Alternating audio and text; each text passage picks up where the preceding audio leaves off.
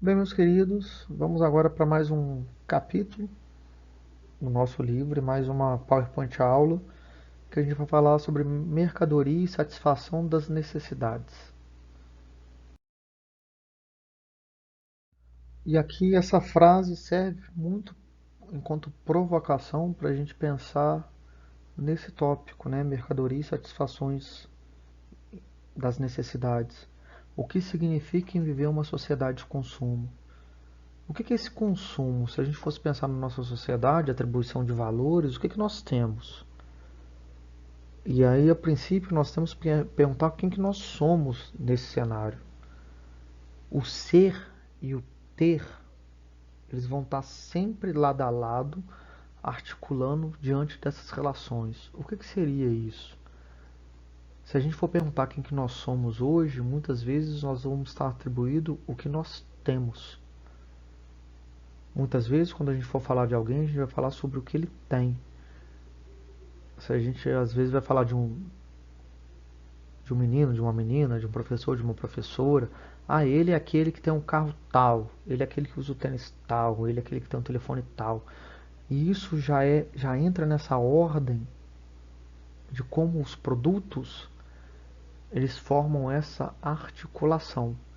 E como nós, diante de um cenário, de um mundo no qual o mercado é plural, nós usamos esse objeto, o ter, para nos apropriar desse ser. O indivíduo nessa sociedade do consumo e das necessidades, ele é algo que ele mostra diante do que ele consome. Se a gente for pensar e tentar arguir, uma pessoa legal é quem? É quem tem a roupa legal, quem tem um celular legal, quem viaja muito, quem participa de muitas festas. Isso, de novo, nesse expoente de que a mercadoria, o objeto, ele se torna sujeito das relações. E isso só é possível porque, diante de necessidades básicas, a gente usa essa mercadoria como provocação de status. Não entendi bem o que significa isso. Pensa o seguinte: nós temos que nos vestir. Por que nós não podemos nos vestir com uma roupa que não tem marca? Podemos, mas ao usar você usar uma marca X ou Y, ela vai mostrar que você é, que você está diante das relações entre os indivíduos, talvez uma posição melhor. Então, os produtos, essa mercadoria, ela se tornando sujeito, é como a gente pode entender ou interagir diante dessa relação de mercadoria e satisfação das necessidades, em função que dessa plenitude desse sujeito que vive através do consumo. Eu estou falando muito de mercadoria, mas hoje a gente pode falar muito de um consumo de imagens e bem-estar. Esse bem-estar, o que? Eu viajei para tal lugar, eu estive em tal lugar, eu comi em tal lugar, associando que esse produto, o ter, se tornando mais forte do que o ser. Certo? Vou mandar mais um cadinho. Aqui eu uso alguns tópicos para falar sobre a mercadoria como produto do trabalho humano e atribuir como essa organização vai se dar no mundo de hoje. Só de novo, a gente tem que ressaltar na temática do que? Do mundo globalizado, no mundo capitalismo. Hoje, quando a gente fala e enxerga do mundo e de relação de mercado, a gente tem que pensar nesse mundo capitalista e globalizado. Porque as relações de consumo, elas são medidas também ao você observar o outro.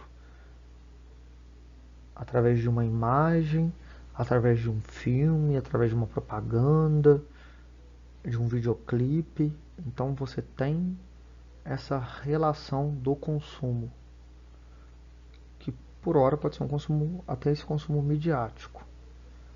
Isso, mais uma vez, é associado no mundo global, porque as barreiras elas caem e você entra nesse grande cenário capitalista, um cenário de disputa, em que eu tenho que vender o meu produto ou vender a minha experiência e ela tem que ser observada ou dita como a melhor em comparado com os outros. Só para tentar justificar essa minha fala, hoje pensa-se muito nos valores e nos produtos norte-americanos. Por que isso? Porque o ter esses produtos e marcas norte-americanos se tornaram um grande destaque. E aí não é só os produtos em si, mas aqueles produtos que são melhores do que outros, né? Eu acho que vocês devem conhecer muito melhor do que eu, marca de roupa e de tênis. E se a gente for ver o jovem ele costuma ter a sua aparência vinculado àquilo que ele usa. De novo, olha a ótica do ter e ser. Ao você usar, você se posta como alguém para o mundo. Então, e aqui eu já entro nesses tópicos falando da mercadoria. A mercadoria vai atender esse cenário. Ela é de um grande cardápio, algo que vai mostrar e vai se destacar. Só como vírgula, e na nossa aula eu vejo alguns clipes de músicas, e aí eu falo músicas por quê? Porque música ela reproduz também. Não só a fala dela, né, o próprio som que ela vai tocar, mas você começa a usar roupas de cantores, cabelos de cantores, maquiagens. Você quer aparecer com quem? Com aquele que está em destaque. Tentar mostrar para vocês que esse destaque, essa relação do destaque em ser ou diferente, mas ser um diferente que é igual àquele que está numa condição de destaque. Então, mercadoria é muito isso. Quando você sai para comprar, você não quer comprar. Se você fosse comprar um celular, você não quer comprar qualquer um celular. Você quer comprar aquele que é melhor, que é visto, que tem melhor propaganda, que tem um monte de coisa que na verdade você não usa nada. Falar que você usa um celular que não tem tanta tecnologia é quase uma ofensa. E isso faz com que cada vez mais produtos entrem em destaque e produtos são deixados de lado. Então, nessa ordem do capitalismo, em que a necessidade da mercadoria, em que você tem um envolvimento da mercadoria como uma linguagem das relações dos indivíduos, ela se torna importante desse viés. Você trabalha para quê? Talvez vocês não trabalhem, mas o pai de vocês trabalham para quê? Numa ótica que a gente pode botar direto para o consumo. Para consumir o quê? Uma escola melhor, uma casa melhor, uma alimentação melhor, uma roupa melhor, um carro melhor. Então, o trabalho vinculado a essa relação do valor de uso. Aí eu vou tentar fazer um gancho entre os tópicos os que eu descrevi aqui. Por quê? Porque eu tenho que consumir. O capitalismo fala em consumir. O capitalismo fala em mercadoria. O capitalismo fala em ter. Voltando à pergunta disparadora do slide anterior, o ter se tornando muito mais importante do que o ser. Então a gente prende das nossas relações mais comuns do nosso dia a dia e a gente sustenta essas relações comuns do nosso dia a dia com a provocação de que nós podemos ter algo ou mostrar para o outro que nós podemos possuir isso. Só como links, você trabalha um ano inteiro para ter uma férias de um mês e para você mostrar, hoje nós mostramos isso através das redes sociais, que estamos de férias. Como? Mostramos que estamos comendo bem, que nós estamos viajando. As férias é imediato, é uma relação do trabalho. E o que você pensa nessas férias? Essa relação da provocação do ter. você é um expoente de algo que consome. E sim, nós consumimos muito. E não só consumimos coisas materiais, mas informações ou pensamentos também. Às vezes nós seguimos uma certa linha de pensamento que é fruto de um objeto de consumo. Tentar resumir isso para vocês. Não sei se com vocês, mas os 15 anos, qual que era a grande perspectiva dos 15 anos? Viajar para Disney. Ah, por quê? Pode tentar resolver de várias formas, mas a real relação que você tem é essa necessidade do consumo. Que as crianças veem as princesas, os príncipes da Disney, os filmes da Disney. A Disney é uma grande indústria de entretenimento que fala para o mundo. Então você tem todos esses elementos sendo fomentadores de uma mercadoria. E não só a mercadoria, mas uma necessidade de consumir aquilo. Aquilo enquanto bem-estar. É lógico que falar do capitalismo, nós vamos falar um pouco também sobre o capital excedente.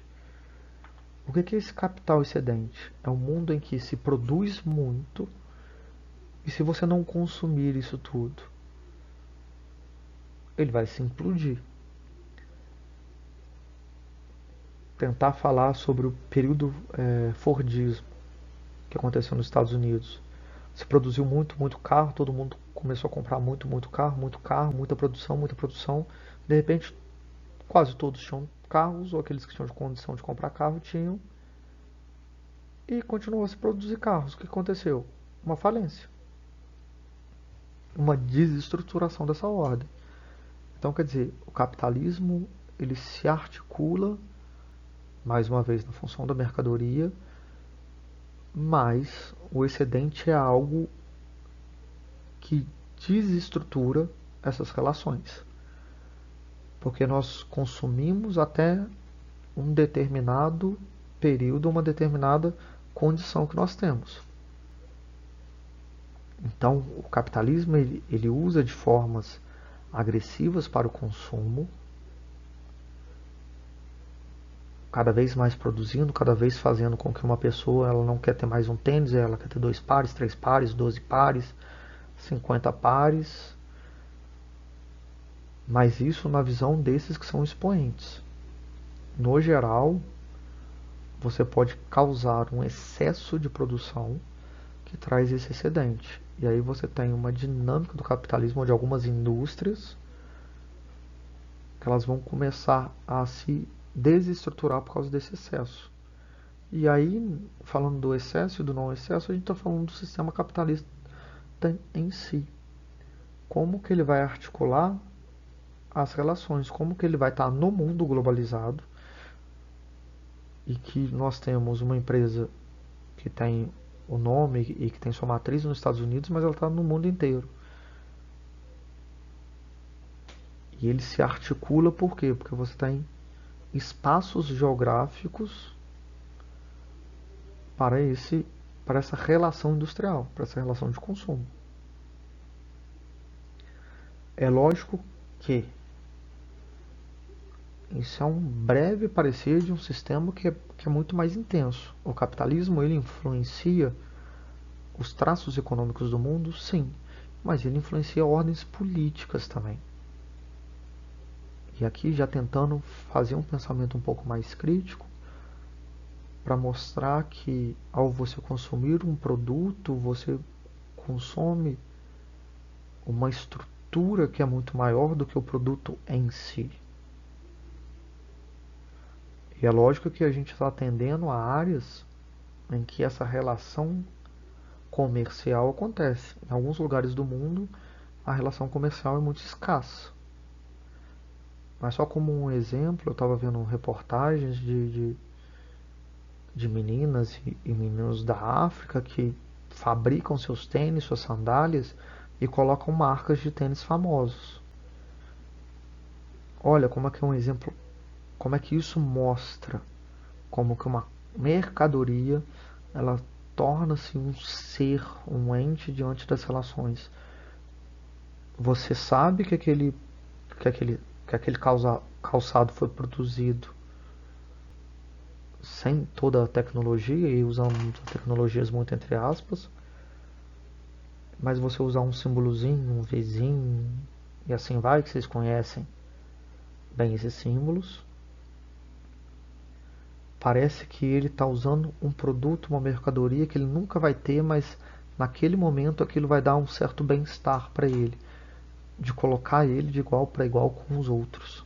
A mercadoria tornando ser, mais uma vez. Estou sendo repetitivo, mas isso é interessante para entender dessa dinâmica. E se torna um mundo cruel. Pessoas que trabalham a vida toda, né, bem entre aspas, né, mas um ano inteiro para chegar no final do ano comprar um aparelho digital. Porque ele já tinha um, mas ele queria mudar porque saiu do modelo A para o modelo B. E aí a gente vê como é que é muito fácil isso, essa articulação de um mercado, dessa mercadoria, tornando o sujeito das relações. Meus queridos, esse capítulo é um capítulo muito breve. Eu acho que consegui abarcar diante de uma PowerPoint aula de uma forma calma e tranquila. E na próxima aula a gente vai para o capítulo 5. E qualquer dúvida, anotarem e a gente discute em sala de aula assim que a gente retornar dessa quarentena. Abraço para vocês.